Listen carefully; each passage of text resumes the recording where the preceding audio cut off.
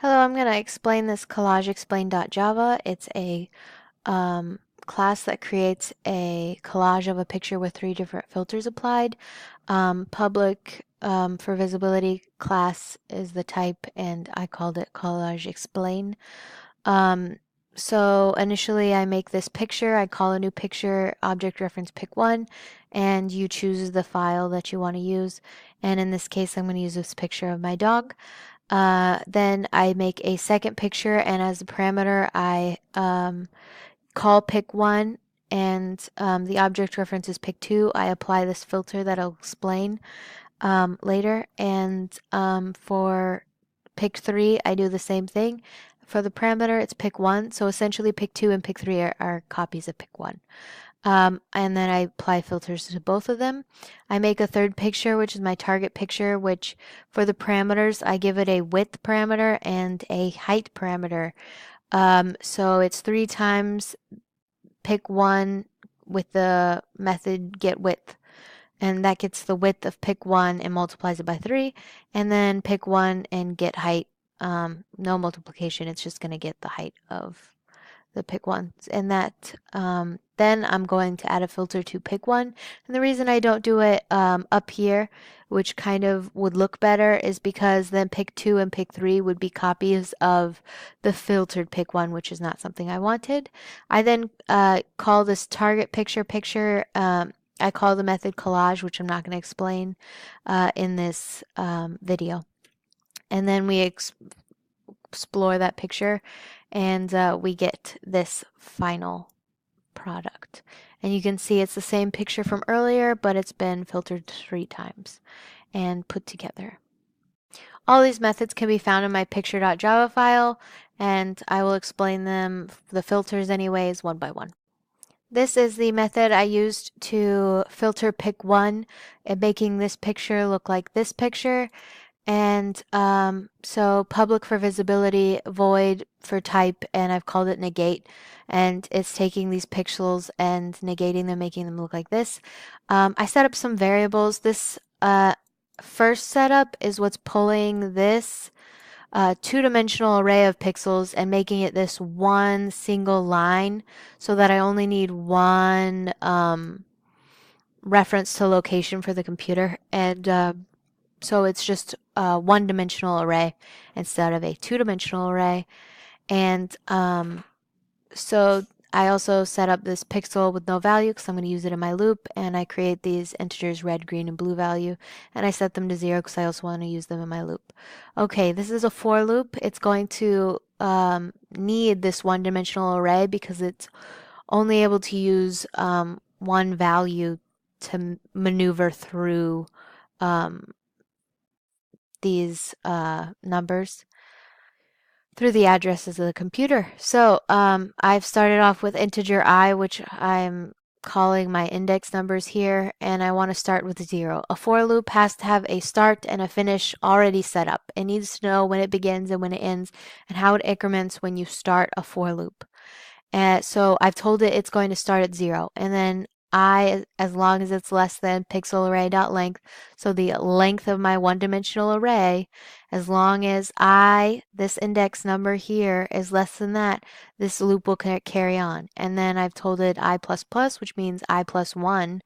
So 0 plus 1, 1, 1 plus 1 equals 2, and it will move through the loop that way, looking for this number and manipulating these numbers, because again, a picture is a two-dimensional array of pixels, which are objects that have a red, green, and blue value, which you can see here.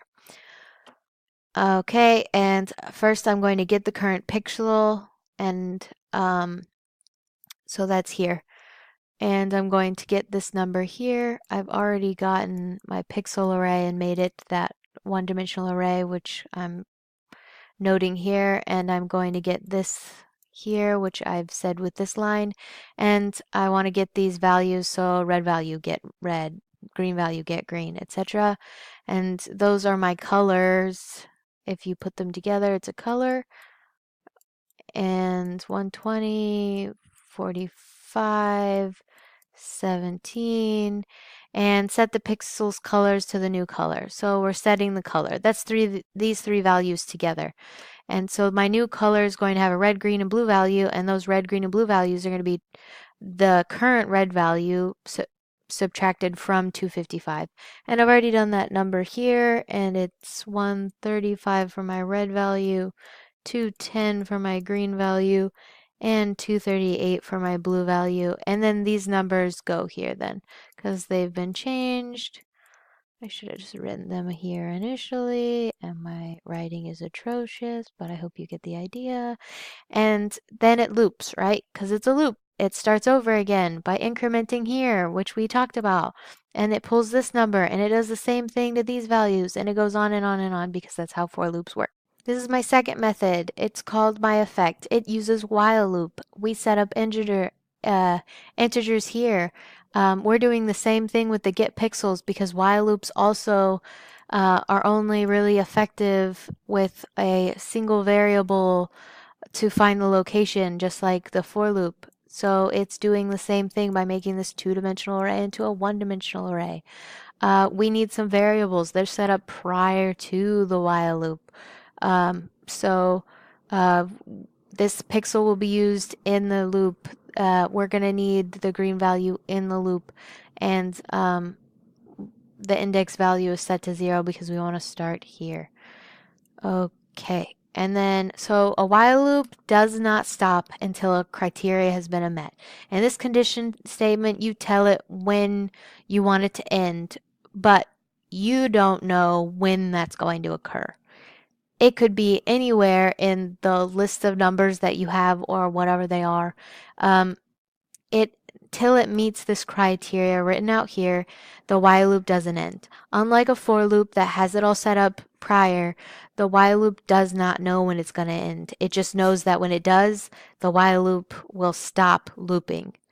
So for this case, we've done the same thing that we did in the for loop. We want it to go the length of the pixel. We don't have like some criteria, like if these three values equate to 500, the loop stops. We don't want that. We want it to stop the same as the for loop. We want it to stop at the end of the pixel array. But that's what a while loop could do. And you wouldn't know, like you don't know when these are going to equal 500 unless you took the time to go and get all of these values one by one by one. The while loop does it for you essentially, and it would stop once it reached that 500 total for these values. But in this case, again, we're going to the length of the pixel array similar to the for loop. I hope that makes sense. Okay, first we're going to get the initial number here, and we put it in this variable here for the loop, and then green value set get green. So we're going to get this value, and we're going to do the same thing we did in the previous one, which is basically set up to subtract 45, or the green value, from 255, and in this case it's 210, and that sets that here, and that's how you make this picture look like this picture, because it goes through all of these pixels and changes the green values. Okay, it then increments, then it knows to move on because that's the last line in the loop is to move on, and it starts the loop over again, unlike the for loop, which already knows it's going to continue before it even loops. Okay, for this last filter, to make this grayscaled version of this picture, I've used the nested loop, which is why I've been talking so fast, because I know this is going to take some time to explain. Public void for visibility and type, I've called it grayscale. I've created these variables beforehand. I need a color. I wanted to set it to null. Pixel, I set it to null. And I loop through all of the columns. Okay, so that's these guys here, right? Columns. And this is my initial for loop, which is going to make its way through these numbers, right? That's why they're orange. So we want to pick that up here. This is where this for starts. It's a for loop, so it works the same way as the first one I explained. And then as long as the width of this picture lasts, this loop will run, and it will increment one by one by one. So 0 plus 1, 1. 1 plus 1, 2, etc. The great thing about nested loops is we don't have to do that thing where we take the pixels and we make them a one-dimensional array. We can leave them as a two-dimensional array as you see here. The pixels stay exactly where they are. We don't have to manipulate them. We can go hunt out these pixels and where we want them. And that's what the second nested loop is for. It's going to go through these y values, which I've called y values, and it's the same exact thing. I want to start with 0 for my y value. Okay. And it's going through all of my rows, which are these guys.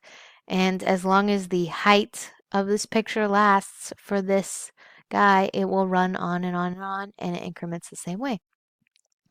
So that means that this loop, this inner loop here, has to run fully and completely and end before this loop will begin again, right? So this doesn't loop until this loop is done running. So that means we're going to run through all these numbers going that way before we start going that way. So all these will get done, and then we'll move on to this guy. And if you change these x and y values, it would do the exact opposite, and it would run through all of these values before running through all of these values, if that makes any sense. But in this case, we're running through all of these values, and then we move this guy. So what it tells us to do here is get our red value, our green value, and our blue value.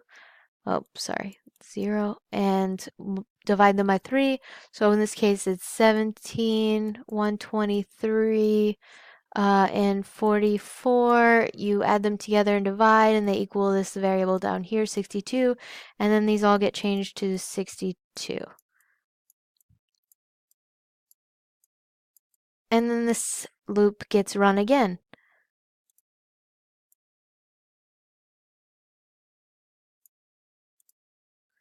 And we move on to this one. So oops, this stays the same because we haven't looped again in it.